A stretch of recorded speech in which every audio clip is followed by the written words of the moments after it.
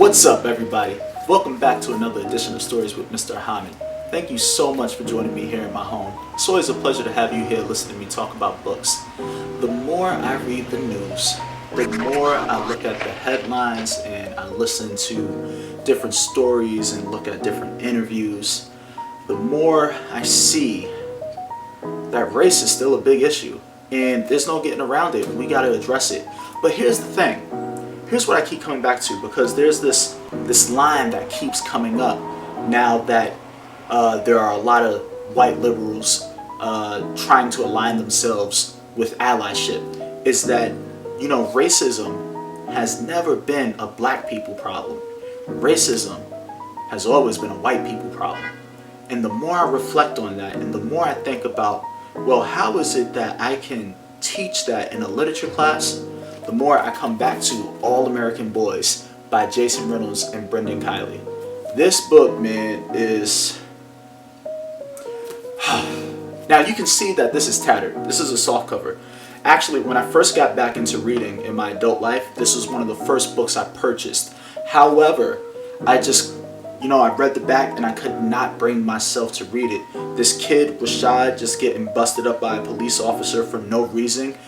You know, at the time that I bought this book, it was just, it was too much for me. And the emotions that I felt were too raw. And I didn't want to dive into that. But I had a lot of time over the pandemic and after everything that we have seen, with Ahmaud Arbery and Breonna Taylor and George Floyd and the other people whose names I'm missing because I literally cannot keep up. I knew that I had to face this head on and get as much under my belt as I could so that I could present it to the students in need. And what's so special about this book is that it's written by two different perspectives.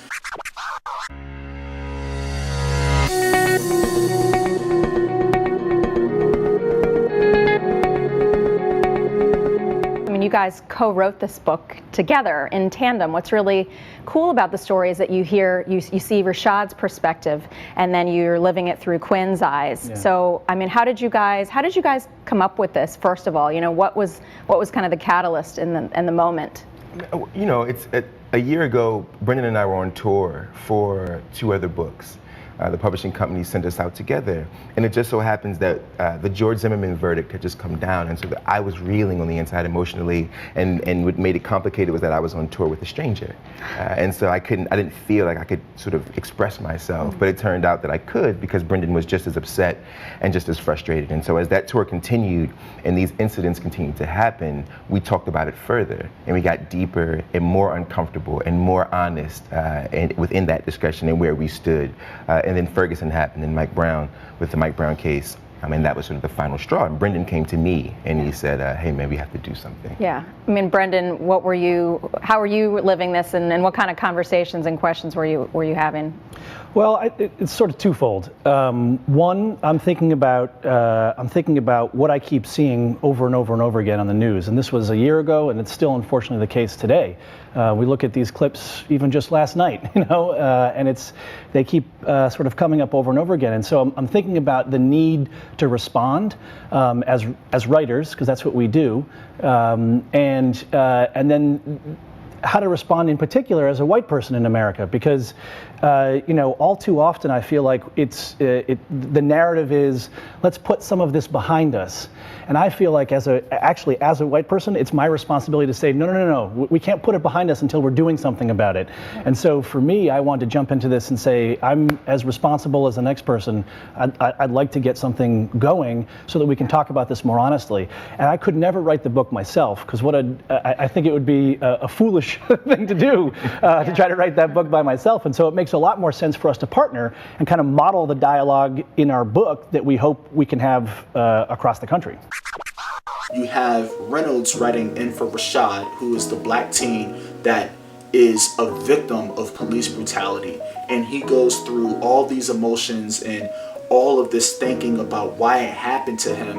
And he had to come to realize that it wasn't his fault. He was not the problem. He was not the cause of the violence that he faced.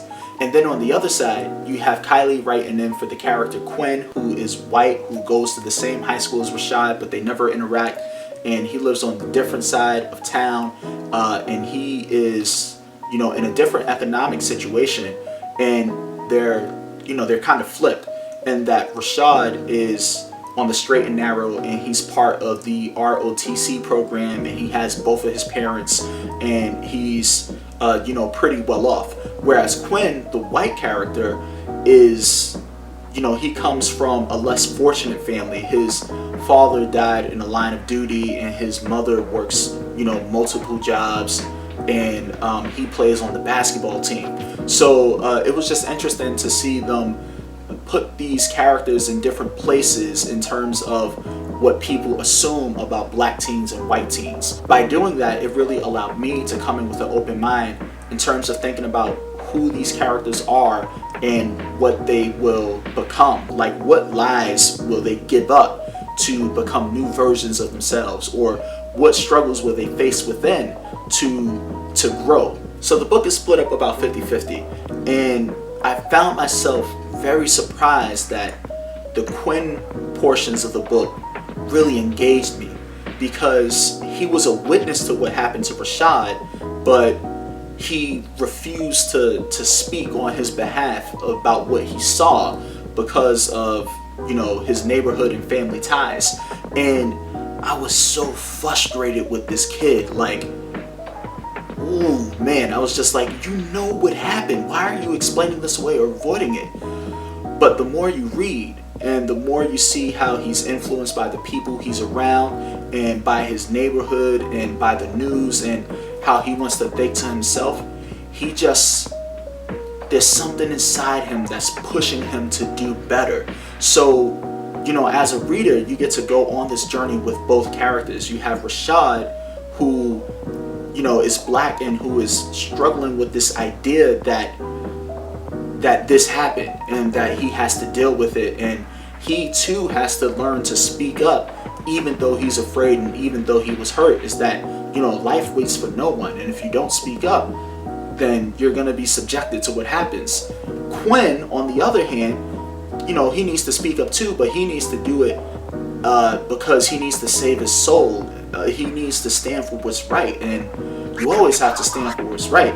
So this book really, it offers something for white people if they have not acknowledged that there is an issue yet, or if they don't know where they stand, or they don't understand this idea of disproportionality with police violence. This is an excellent book to give them so that they can experience it on both ends. Y'all know me, I'm all about trying to figure out how to get this book into the classroom.